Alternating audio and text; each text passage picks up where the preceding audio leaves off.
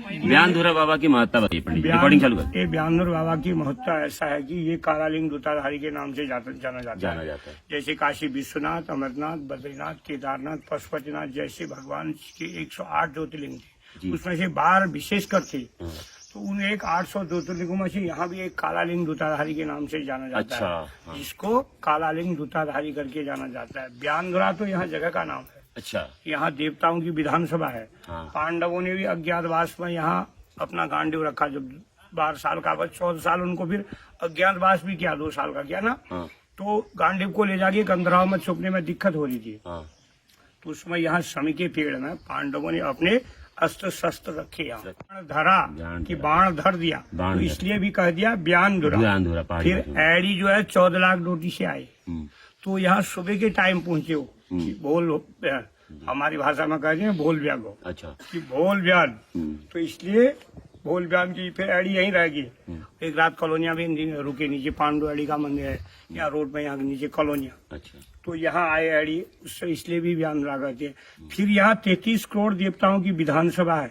देखा जाए जो अस्त्र शस्त्र चढ़ाए जाते हैं, कहीं छड़ी है, कहीं चिमटा है, कहीं चाबुक है, कहीं धनुष है, कहीं बाण है, कहीं चौबिड़ा है, कहीं शंख है, कहीं घंट है, ये देवता के सारे अवशेष हैं।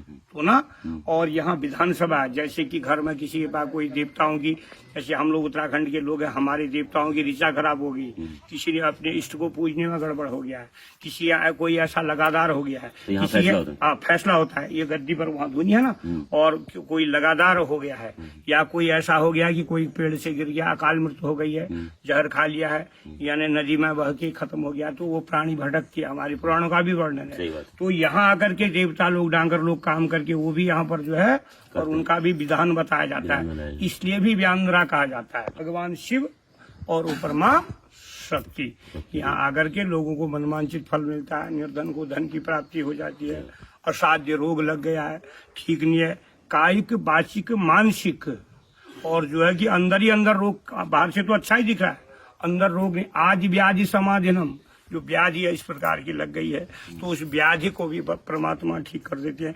जिसके पास संतान, एक बंदिया रोग होता है माताओं को, कि उससे संतान की उत्पत्ति नहीं होती है। अच्छा। तो एडी महाराज उस रोग को भी काटने में माहिर हैं, संतान की भी उत्पत्ति कराते हैं।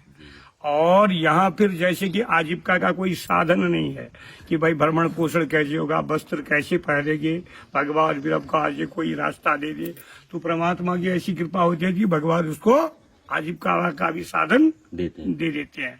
और रोग लग गया, कहीं ठीक नहीं हो रहा, डॉक्टर करिए वे ले जाओ भैया, वे कर सेवा करो, तो वो भी परमात्मा की कृपा से ठीक हो जाती है।